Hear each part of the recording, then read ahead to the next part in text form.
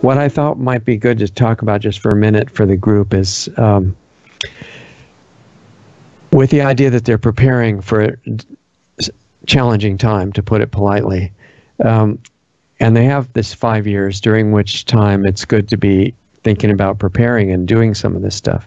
What, for someone for whom this is a new idea, you know, just considering using this 5 years this way, what types of skills and character traits and abilities and knowledge would be good to be developing simultaneously to looking for physical locations and stuff like that? Well, finding the right location to do your preparation is extremely important because, I mean, just in my own example, for example, I have long been prepared throughout the 90s, developed a whole retreat system, and I've now had to start over because that location became somewhat compromised in the sense of population growth. You know, okay. It ceased to become a rural area and became in the middle of a suburban area. And was it a mistake you chose too close to the city, or did it just happen? Well, it was okay at the time. I mean, it was 30 minutes away, etc., and it was behind the mountains. But the point is that it became obvious to me that, you know, if there's going to be famine, we needed an area that is rural enough to grow without hordes of people, you know, stealing the food that you're going to grow. That's the difficulty, is growing has to be done out in the open. And so how do you do that? Now, not everybody can go to the extent of preparations that I have. Everyone's got their own limitations. Right? Yeah. Some people are going to have to stay within the city, and they're going to have to deal with a concealed underground safe room, stockpile it, and do the best that they can, even though you're in the middle of a city. It helps to be in an area, of course, that doesn't have a lot of minorities that are crime-bound and gangs and other types of things. I mean, if you're in the middle of Chicago, you really need to relocate at whatever the cost, because you're not going to survive in the middle of LA or the middle of Chicago, even with a basement shelter. I mean, it's just, eventually you're going to have to come out. Eventually you run out of food, and you come out to a Mad Max scenario in those unpleasant environment, those cities. And, you know, a lot of people talk about, oh, I just can't. I've got my job, I've got my family, I've got other things. Well, look, in the middle of a nuclear war, in the middle of a Mad Max, what are your choices then? You know, you look back at this time and say, oh, I could have easily. Yeah, it's all relative, right? You say, I could have easily. Those challenges were nothing compared to living in a Mad Max scenario, et cetera. So people have to look at the fact that, and they don't want to see this. I mean, people get irritated at me because I'm critical of Donald Trump from the conservative side, because it bursts their bubble about the illusions of hope that Donald Trump is going to save us, and we don't have to prepare. We won't have war because Donald Trump's going to save us. They need to get over that. They need to realize that as an expert in the deep state, I can tell you it is so big and so strong, we are never going to undo the deep state. We are never going to win back our liberty as we knew it in the 1950s. Okay, we need to get over it. We need to prepare for war. We need to realize that things are going to be bad. And you may think that 5 years is a minimum, and it could be longer than that, but a minimum is a lot of time, but it isn't. It's taken me. No, it goes by fast.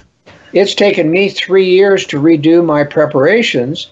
Movie, and I'm a person who knows how to do it all, and that's because I'm happy to do it without contractors. I'm happy to do it in my spare time, because you can't really have a lot of secret stuff being built if you hire somebody to do it. Right. And so you can't spend a lot of time learning how to build anything. What you want to do is learn as you go on these projects. If people have my book, The Secure Home, that teaches them how to do all these things, and you can find on the internet how to do electrical, how to do plumbing, how to do sheetrock. It's all there on the internet for people to learn. So you start in the project, you say, all right, we got to get a good design, and we've got to remodel the basement or do an addition with the basement under it to provide a secure room. And when, you can hire a certain amount of done, like the concrete work, because you just do it, it's just a basement storage room. Right. You don't have to outline or give the plans about the shelter system to the county. You never want to do that. But you need to start out with And then you need to learn to do as much as you can so that all of the little electrical and the plumbing that you do after the building permit is issued, after it's complete, is done by yourself or a good friend, or if you have a handyman who you really trust. Yeah. But it's, I don't recommend people waste time taking a whole college course on building construction. They need to get their hands dirty doing it, and they need to find friends who can be trustworthy enough to at least help them through some of the things that they need to do. Right. So it really is beneficial if you've got a trusted group that you're part of, right? Well, as I say, I'm really skeptical of spending time trying to get a trusted group. I mean, I have wealthy clients who we have designed complete things for, who are going to be out to lunch when it happens because they don't know how to fix anything. They've hired everything done. I mean, I really question this trusted group idea because I know what happens in human dynamics, and they all start, fighting each other in different ways. But you mentioned friends that could help you do some of the building stuff that you don't want to do publicly. So what's the difference between those friends and the trusted group that we know doesn't work? Because sometimes a friend can teach you about welding or plumbing or electrical without you letting him know or coming in and working on the shelter. Do you see what I mean? Yeah, there's the skill. Friends can help you if they're handy. They can help you learn certain things. People you can call, how do I do this? And, sometimes you may have to have an open basement structure that you're remodeling where you learn on, that you can transfer that knowledge to the secret part of the basement that they don't see. I mean, you have to use your ingenuity, but all I'm saying is that people need to start now. It takes at least 3 to 5 years if you're doing these things part-time to learn how to do these things and to get stuff, and not to mention saving up the money to do this.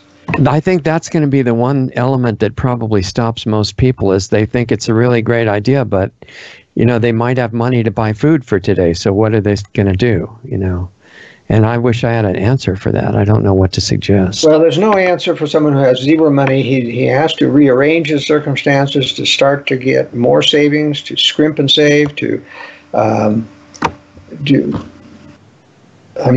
there's just no solution for a person in an apartment on the 3rd floor of a high-rise, and who doesn't have any money, who's eating hand to mouth. I mean, I don't have a solution for that. It takes money and it takes skills to provide, and you've got to rearrange your circumstances, change your lifestyle, change your job to be able to free some time up.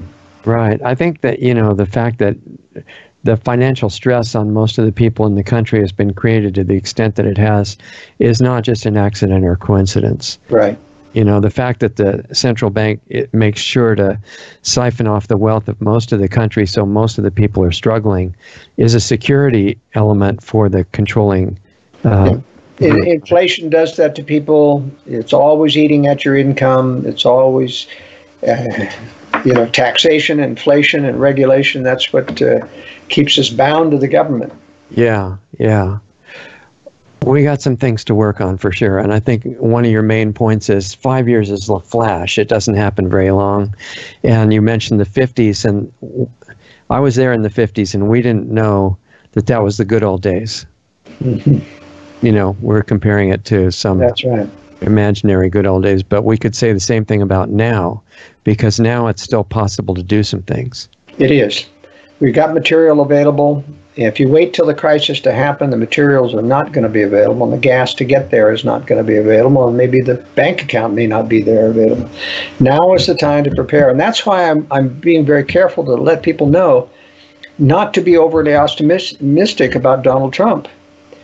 I just don't think, if I were president, knowing what I know, I don't think I could stop it because the courts would rule against me. The NSA would not take orders from me, just like they're disobeying Donald Trump right now, trying to save this Navy SEAL. The courts would tell you, the NSA would say there's no evidence on these people. The courts would throw it out even if you got it. Yeah. The control system is way, way over our head right now. The corruption in the courts is amazing at this point. It's so pervasive. And I think, too, there's a real question about if you were really sharp and, didn't spend your time eating fast food and knew that 6G is not a good idea and that GMO shouldn't be supported. And in other words, Donald Trump enlightened a bit more. What is to stop you from being assassinated? I mean, getting to Jeffrey Epstein in the middle of a suicide-proof cell with guards and cameras was not a problem. So, yeah, you'll notice that Bill Barr said he reviewed all the surveillance tape, but no one ever entered his cell. No. Now, he was saying this to excuse the guards or prove that they were lying, that they checked on him. Yeah. But the mere fact that he said nobody entered cell meant that he wasn't killed. That's the implication. Well, that's also assuming that that's reliable after he viewed tapes that didn't exist of an environment with no light where you couldn't see anything. Well, I can tell you that those tapes were doctored, if they were tapes, so that the guy going in to kill, he was killed. He didn't commit suicide. That was edited out. Yeah. And the timestamp was changed and altered as well. They can do all that kind of stuff. It's not hard. Yeah, exactly. And the public just say, oh, well, the expert said it. It must be true. Yeah. Okay, well, we've got more to talk about, obviously, so